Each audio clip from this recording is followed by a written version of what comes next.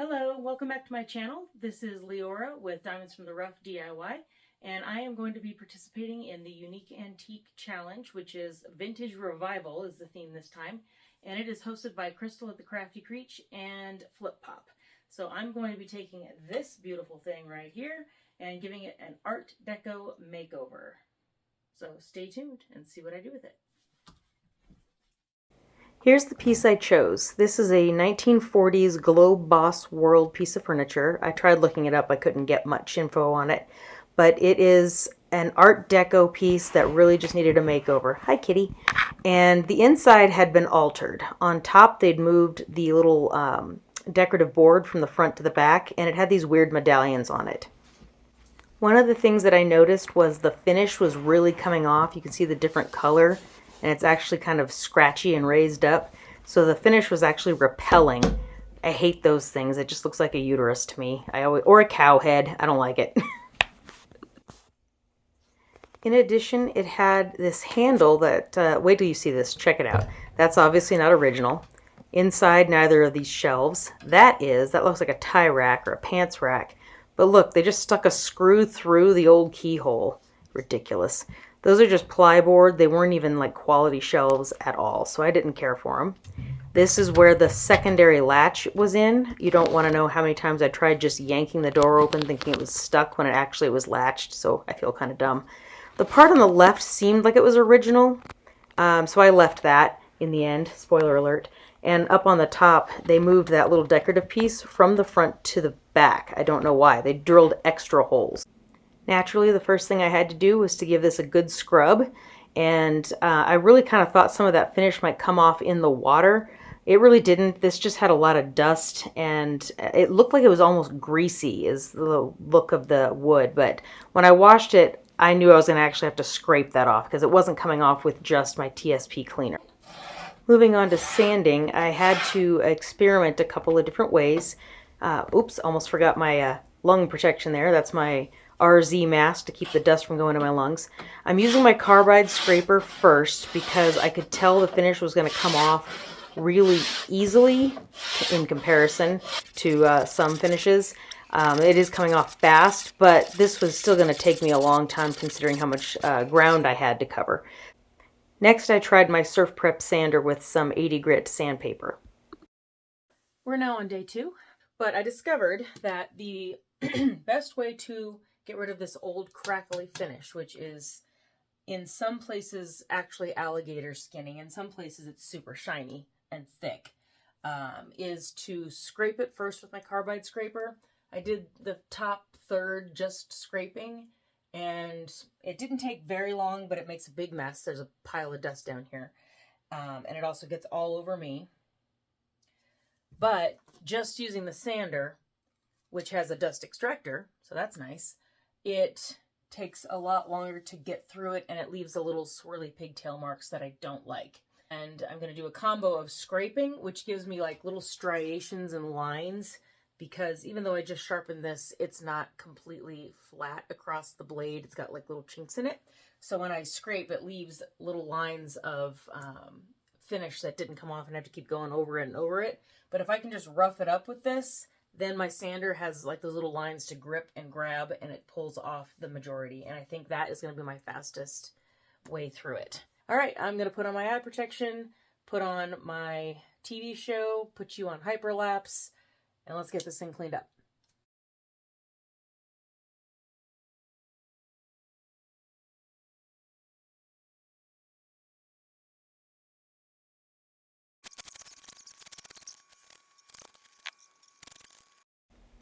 This part right here was where the original decorative portion had been, and it looked like they put the piece in and then poured syrup over it. That's the consistency of the varnish. It was so thick, but with a lot of scraping and sanding, it finally came off.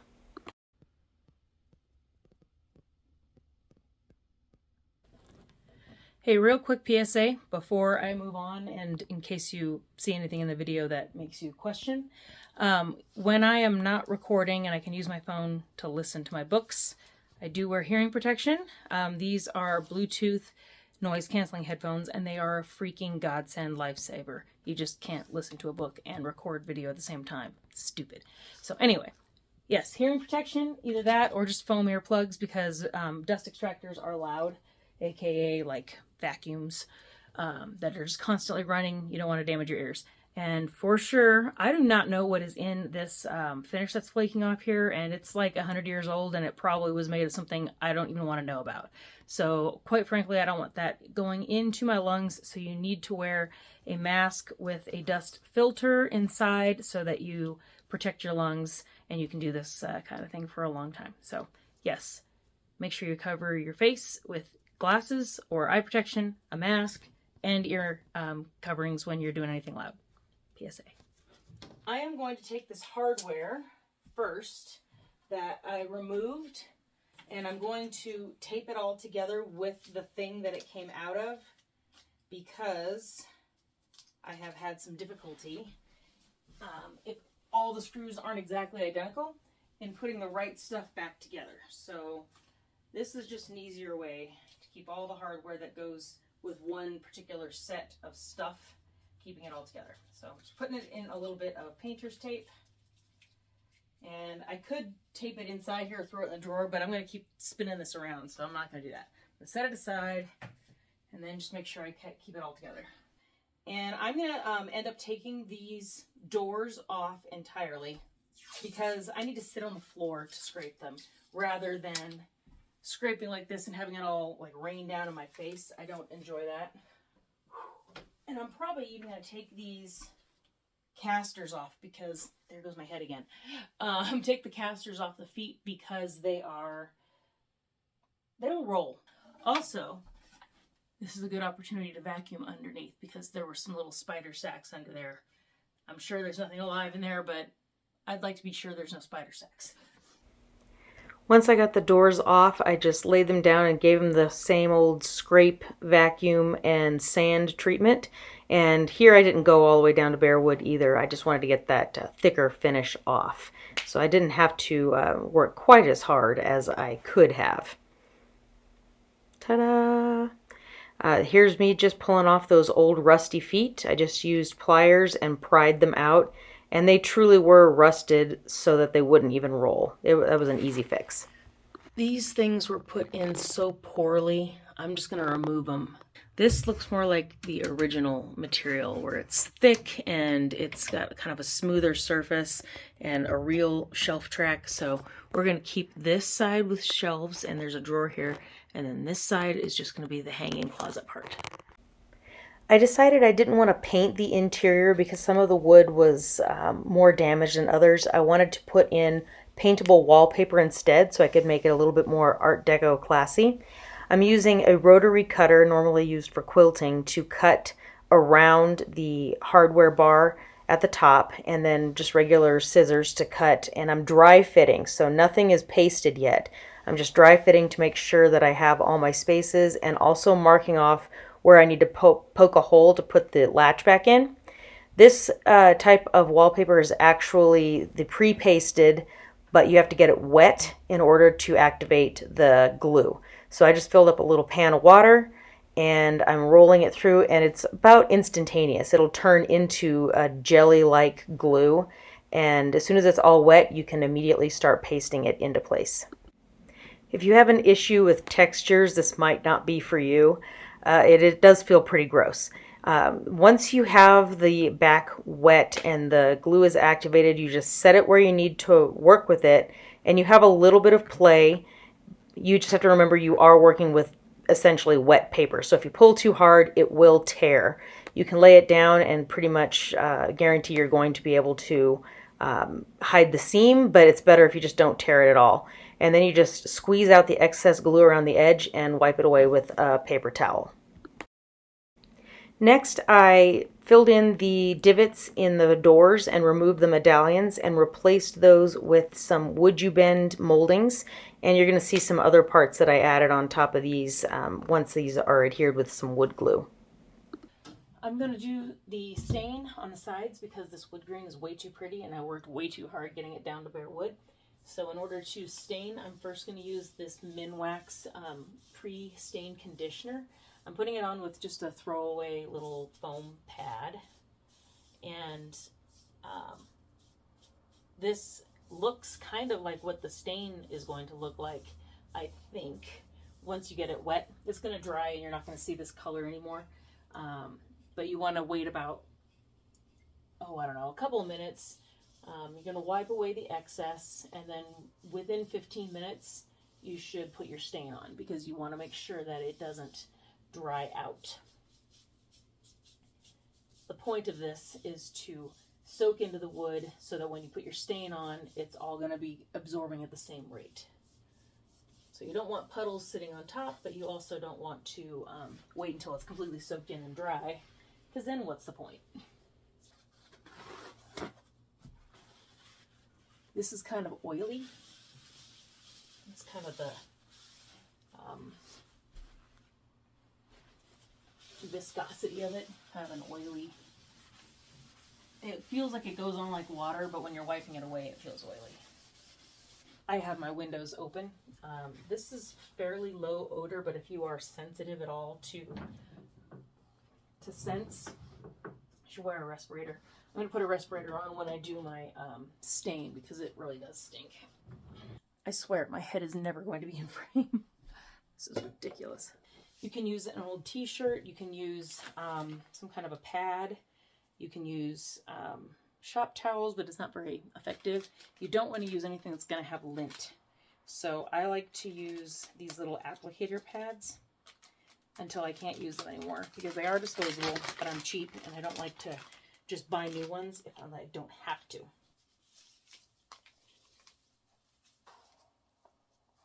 So I'm just going to use a stick, and see it's kind of gotten a little dry up here. I'm just going to remove that. So it's a little separated, kind of like peanut butter. So I'm going to take my applicator pad, which I kept in a Ziploc because it gets hard, but the back side I hadn't used yet, so that's still bendable and usable. So that's what I'm going to use. So I just dip it in, get a big blob on there, and then I start to apply.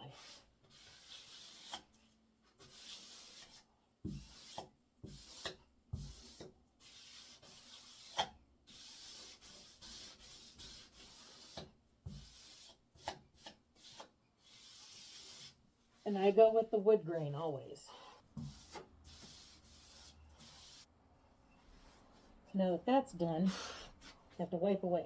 Again, you have to use something lint-free. So I have the box of rags that you get at Costco. They're cloth-like rags that are lint-free. And there you have it. So when that dries in about 8 hours, I'll come back and I'll do another coat. And you can keep going, but at some point that's going to be the color it is. It won't absorb it anymore. I think I'm on like day 6 now of working on this project, and it's really come a long way since I started. We had to put our cat down yesterday, so I am a little sad, of course, and I'm a lot sad. But this is the thing that cheers me up, is painting and creating. I just probably won't have a lot to say, so I think I'm gonna just put the camera on and you can watch what I do next. I'll put some music on or something, but let me just talk briefly about where I left off yesterday. This is that little headpiece that I added a woodgie bend to, and this is the next day, so I let it dry overnight. It was probably not necessary to wait that long before I do anything to it, but it's better safe than sorry, because you don't want this to come loose at all, and I'm going to be putting a lot of paint and stuff around it, so you want to make sure there's not a lot of gaps where it can cause it to release. So I think that looks really good now. It looks like it was part of the design, only better and a little bit more ornate. As far as the doors go, what they had before kind of looked like a cow head to me. It was that plate and then the 2 little swirls. So I'm going to potentially put another one on, but I wanted this part to get fully bonded first. So I'm going to look at some of my molds. These are woodgie bends, but I'm going to look at some of my molds for maybe a medallion or something that I could put in here, or, you know, bring down to extend this. Squidgy bins can be fairly expensive, and I've put 2 sets on because the other door looks just like this. Surprisingly, it really actually looks just like this, since I had to hand place them and I didn't use any measuring. It looks pretty dang close. I think it's looking beautiful. That is a single coat of stain and no top coat yet, so it'll get a little more satiny. I also did the legs, which when they get a top coat, I think will look a lot better. I don't know if you can, yeah, you can see them on the camera. I finished my drawer, and the entire inside has now been wallpapered and dried for 24 hours. I want to make the inside black, and then I also want to get the outside painted with its first coat of the Forest Rain green. I started by pouring some 10-minute casting resin into a couple of different shapes that I wanted to try out, and then painted while it cured, which is when it turns white. I continued painting and letting it get a little bit firmer, because when you first cast molds, they'll be very flexible, and I wanted these to be flat. So I took the opportunity to just paint the whole frame in the Forest Rain from Daydream Apothecary. I have an idea for adding another layer of dimension on top of these little wings that I made. And in order for me to do that, I need to have the paint already laid in these, because otherwise I'm going to have something on top and I won't be able to paint under here. The important thing to do when you're painting molds is to continually change directions and change your perspective, because there will always be little spots that you miss if you only look at it from one direction. I have been working, so let me just catch you up and we'll try and get everything in from here on out. All right, here's where I'm at. I have my green on in 2 coats, and I just sanded it, which is why it looks a little chalky. I have only put 1 coat of black paint over my raised wallpaper and started to paint in the ceiling and started to paint in the floor. Yes, I know that looks terrible. That was just, you know, first coats always look bad. But the more I keep working on it, the more I'm like, yeah, I really have to do this side as well in that treatment. I was hoping I could just paint it all black, but I see things like this big gouge, and I don't want to have to sand that, fill that, anything like that. So I'm going to fix this. My centerpiece here looks great, but you see this problem here? There was so much buildup of stain under here that I never saw a gap. It was also screwed on in the back, but this is where its original space was. So I'm gonna have to do something to either fill that gap or find a way to tighten it, because I'm having a hard time with those screws. My scathingly brilliant idea, sorry I'm like walking you around, hope I don't make you dizzy, was to gold plate these basically with some foil. I got these on there and the doors, and I'm going to place this on top. And I will do my best to try and actually film it. Figured out what the problem is. That's why it's not sitting right. This one's good. This one's a little loose. So yeah, I'm gonna have to fix that one, and then hopefully it'll lay straight. Once everything had 2 or 3 coats of paint and 2 coats of stain, I sealed it with hemp oil, which, as you can see, is making it much shinier without being super glossy. Once all that oil soaks in, it just becomes a gentle, matte, satiny sort of sheen. On the inside, I kept the doors natural and put some gold wax on a brush and dry brushed over the texture in the wallpaper so that the pattern would stand out, and then it didn't fade into the background. The rest was black. And on the outside of the doors, I used Redesign with Prima effects paste to create this little gold border with a stick and style stencil. One of the last steps was to add a brown wax around my molding so that I could kind of give it some aged look. And once the wax sets up for a few minutes, you wipe it back with a cloth, and you can control how grungy or aged you want it to look. So I pulled that back around the moldings and also around the hardware that I added. Here is the final result. I think it came out beautifully. I hoped to have salvaged some of that wood on the front, but it just wasn't in good enough condition. So instead, I gave it a purposeful aged look so that it would look like old Hollywood glam. I think it came out really great. Thanks so much to Crystal at The Crafty Creech and to Flip Pop for sponsoring this unique antique challenge. Hope you give me a like and a follow, and I'll see you next time.